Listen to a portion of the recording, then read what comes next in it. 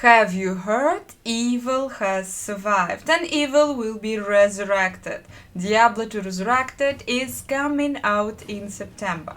The original Diablo 2 was released 20 years ago and still a lot of people will say that it is the best game ever. It is the beginning of all the RPGs. And Diablo 2 Resurrected will be exactly the same game but with a new modern graphic and sound. And guys, if you never played the original Diablo 2, or if you maybe played it actually 20 years ago, but you want to recall some basic mechanics, then I am Anna, and in this video, guys, I'm gonna show you all the basic stuff that you need to know about Diablo 2 Resurrected. In Diablo 2 Resurrected, we will have 7 character classes.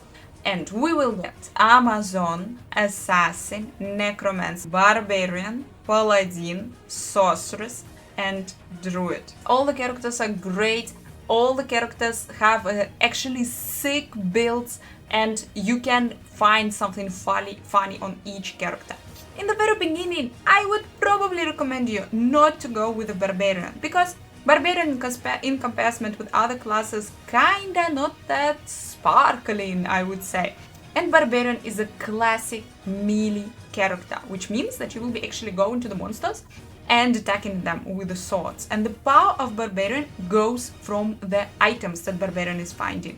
And well, in the beginning of the game, you don't have that many cool items, that's why your Barbarian will be kinda a little bit weak in the beginning, but for the later game, Barbarian is great. So, choose a character that you wanna start and let's go. Let's go, for example, with Amazon. Here we are, Rogue Enchantment, Act 1. Let's the game begin. First thing that you're doing when you're starting a game, you are pressing tab and you are opening the map. But guys, I definitely know of a lot of new players who never played the original Diablo 2. This layout, map all over the screen, will be really irritating and like, what is going on? Why it's covering the whole screen? But guys, it's just a classic way. It's how it was in Diablo 2. You don't have to play like this. You can go into options, into gameplay session and change the map. Auto map, minimap left or minimap right, how you like it. Here it is, and your map is beautifully in the corner. And guys, you really need the map, because in this game is difficult. This game has no tutorial and this game has no navigation. And a huge part of this game is path finding. You need to find the way. So you need to find the road, you need to find the way to the different map, for example. You need to find a waypoint, you need to find special monster, cave, dungeon, something on the map. And it will be difficult, guys, really often it will be annoying. Really often you will be thinking that, come on, I discovered everything on this map, no, it's not here. It is there, guys, it is definitely there and it's waiting for you, you just need to keep searching. And here, really important, you need to follow the quest log really carefully. In this game, you're pressing button Q and you will be able to open your quest log. In your quest log, there will be your tasks. And what exactly stays in the quest log, you are doing this. So if there you see the information that you need to find the den of evil, it's a cave, then you're searching for the cave with this exact name. Because guys, there will be a lot of different caves, but you need only this one. And this game, guys, will try to trick you a lot. There is a lot of fake caves, dungeons, a lot of fake ways. Really carefully follow the quest log. The other thing that you're doing right in the beginning of the game, you are dropping your shield. And you start thinking, oh my gosh, what did I do? I will die without the shield. The shield was so cool. No, guys, it's normal. You will not die. Everything is fine. Monsters are not attacking you that hard. But in the very beginning of the game, your character, when your character is wearing a shield, and a lot of characters will be starting with a shield, your character will be, well, shielding. So your character will be wasting time on this movement, on this shielding, and you don't need it, because your character is shielding instead of attacking. And when your character is attacking, he's killing everyone faster, you're getting XP faster, you're progressing faster. So in the very beginning, drop the shield. And guys, you noticed this is our inventory, and probably something feels for you really wrong and unnatural, that inventory is really small. But no guys, it cannot be bigger. This game was developed 20 years ago, and back in the days that's the only space that they had. But right now it became also a part of Diablo 2 experience. You will be finding a lot of items on the maps, and you need to carefully decide which items you are picking up, which items you will be carrying with you in your inventory, and this is called inventory Tetris, also like a mini game in the game. You need to organize your inventory like really good to be able to pick up new items, to be able to carry important things with you. Enjoy inventory in Diablo 2 Resurrected. So guys, you killed some monsters, probably completed the first quest, and you're going back to town. You're going to this wonderful woman, Akara, and you're buying those two things. You're buying Tome of Town Portal and Tome of Identify. We need those two books. They will be always staying in our inventory, because you saw those two scrolls in your inventory, Scroll of Identify and Scroll of Town Portal. Town Portal is allowing you to open Town Portal absolutely everywhere on the map, and Scroll of Identifying is allowing you to identify items. But if you will be keeping them in your inventory just like this, you will waste a lot of space on them. That's why you always need those two books. It's just like a saving place where you can always keep your scrolls. So here they are. And guys, you probably noticed that you have a lot of potions. 1, 2, 3 here.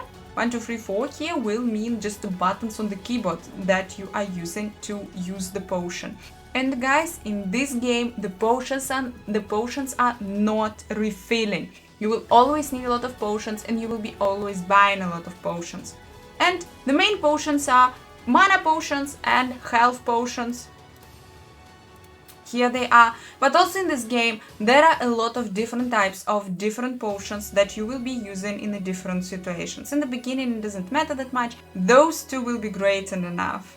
Okay, after you kill the first monsters, you also got your first level. And in this game, guys, with leveling, we're getting the character points and skill tree points. So let's start with the character points. All the characters will have the same stats here. Strength, dexterity, vitality, and right behind my back there is energy. But all the characters, of course, will be having different amounts of points here. In the very beginning, guys, I will recommend you, for all the characters, doesn't matter who you're playing, go mostly for vitality. Add some points in strength, some points in dexterity. How much?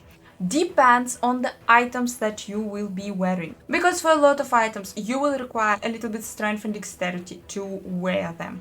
And just put everything else in vitality. Vitality will give you life, and life is absolutely great.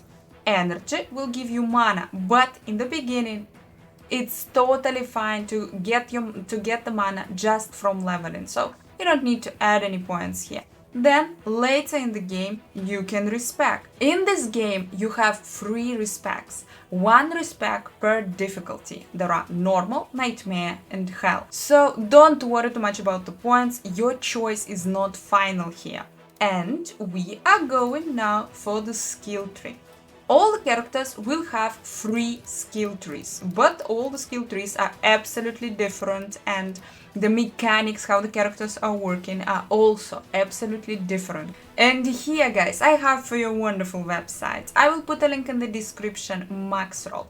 Maxroll can show you all the guides, all the builds, and you can choose what character you want to build. It's really easy to use, and it's showing the progression of the character from the very beginning, so you can find the begin setup, what you need, and you can find like absolutely max level setup, what you want to have in the end. If you want to go without any guides, if you prefer just to explore the game by yourself, then I would recommend you guys spend some time in a skill tree. Read a little bit, see what different skills are doing here.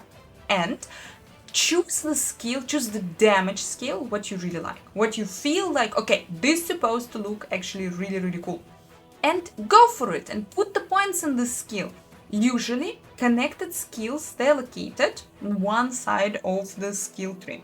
So, for example, here, Poison Javelin, a little bit later, we will be unlocking Plug Javelin. They are both poison skills, yeah, they are connected and they are synergizing, so they are buffing each other. You can see Plug Javelin receives bonuses from Poison Javelin. Here it is, Poison Javelin. So guys, go for this one side of the skill tree. Go for synergizing skills. Not necessarily they will be on one side, they will be probably on the different pages. So like, spend some time on the skill tree and check what will be buffing your this like super ultra powerful damage skill. Don't forget about the passives. A lot of characters, they have some passives. So check the passives, see what will be cool for your character and also add a couple of points there. And most importantly, always remember you can respec. So here as well, your choice will be not final. Even if you will do some mistakes and you will put points where they shouldn't be, it's totally fine. You can always respec. From the character points and skill tree points, we are going to the items in this game, because Diablo game is not a Diablo game without the items. And in Diablo 2 Resurrected, your character will be wearing a weapon, actually 2 weapons. You have 2 weapon slots, and on PC you will be switching the weapon slots with the button W. And you also have 2 offhand slots. You can wear here shields, or if you wanna, you can wear here also weapons. So your character can be wearing up to 4 weapons at the same time. You also will have helm, you will have chest armor, gloves, boots, belt, some rings and amulet. Guys, there are no pants because I don't know, 20 years ago they had no pants. All your items have different stats and a lot of different stats. It can be confusing in the beginning, but don't worry way too much. What is cool to have on your items? Life is cool for the casters, for the characters who are casting some spells. And here I have for you my classic example, my sorceress. She is always casting something. She's a magical character, she's always doing magical damage. So, for the casters, it's insanely important and it's insanely cool to have a faster cast rate. You will be casting faster, and so you will be attacking fast, you will be dealing more damage. For melee characters who are going actually to the enemy and hitting the enemies with swords, claws, or with some other weapons, it's really cool to have attack rating on your items, increase attack rating. And it's also really cool to have on your items plus skills. It will be increasing the damage of your skills that you are using. Also, it's nice to have faster run work increase, because in this game the character in the beginning is moving kind of slow, and it's just really wonderful to have this run walk increase, because then you will be moving faster. All your items, you are going for resistances. In this game there are 4 resistances: fire, cold, lightning and poison. And in the ideal world you are balancing all of them, increasing all of them. And guys, with each new difficulty, there are 3 difficulties, so when you are changing from normal to nightmare, your resistances will drop and you will have to farm again really cool items with resistances. Resistances are keeping you alive, you are receiving less this elemental damage from the monsters. And guys, not only items you will be getting in this game, you will be also able to find gems, jewels and also runes. All of them you will be able to equip in your armor with sockets. All of them, they have some stats. But with the runes, guys, you will be able to create rune words, and this is probably the best part of this game, the best mechanic that is existing. For the rune word, you will need a specific type of armor. Only gray items were using for the rune words. So you're getting the gray item, you are getting the specific runes for this exact rune word. And you are placing the runes in the exact order. It's a word, so like you cannot put the runes in whatever order. No, they should create a beautiful rune word. Where to see what am I using and how? Guys, wonderful website Maxroll, will put a link in the description. You can see there all the combinations, and not just the combinations, there will be the type of item that you need, because different rune words are working only in a specific type, only in specific items. For example, I have here Stealth. It's a rune word. I am creating it with Tal and Ed with 2 runes, but I'm able to use it only in the armor, only in the chest armor. It will not work on the boots, it will not work on the weapon, only for the chest armor. Also, I have here Leaf, and it is working only in a staff, only in one specific type of the weapon. So on max roll page, you will be able to see all the runes combinations. You will be able to see what those rune words are giving you. But in the beginning, when you're just starting, it will be cool to have a Leaf for the fire builds. If your character is dealing some fire damage, and a lot of characters will be dealing fire damage, because Leaf is giving you +3 to fire skills. It's also giving a lot of pluses for sorceress skills, but you don't have to use it only on the sorceress. It will be great on all the characters with fire skills. It's also adding here cold resistances, a lot of cold resistance. Also, Stealth is also a great thing to start with, because it will give you faster run walk, it will give you faster cast rate, again for casters is amazing. It will give you faster hit recovery, it will give you poison resistance. It doesn't matter are you a caster or not, it will be great to have this chest armor in the beginning. Also cool to have in the beginning, Malice, and a little bit later, Ancient Pledge. But that's not all. You will be also able to find in this game charms. Charms can be like small charms, so really little charms, but they can also be large charms, super duper large charms, so they have all different size, and you need to keep them in your inventory. Then the stats of those charms will apply to your character. They have absolutely the same stats as your items. They are really wonderful, they're ultimate game changer, but here the inventory Tetris actually starts. Because guys, you always have to decide, is it worth to keep this charm in my inventory because you don't have that much space, or it's better to sell it? Yeah, inventory Tetris is waiting for you in this game. In Diablo 2 Resurrected, you will be able to hire a follower.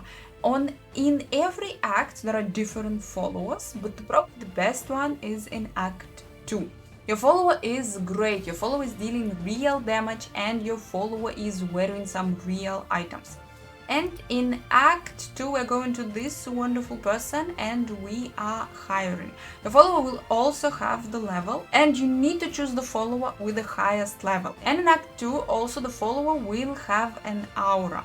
And they can be defensive aura, so when active aura increases the defense of you and your party. They can be offensive aura, blessed aim, when active aura increases the attack rating for you and your party. And they can be the healing aura, a prayer, when active aura slowly regenerates the life of you and your party. The healing aura is not that great, it's not giving you that much, and usually people are arguing a lot, do we need a defensive follower or do we need an offensive follower? Guys, just go for the one with the higher level and equip your follower with the good items. And the great weapon for the follower will be with the rune word Malice, because Malice is really powerful and it will also cause the monsters to bleed. The other dark magic here, when you need to heal your follower, because your follower can die, he is mortal.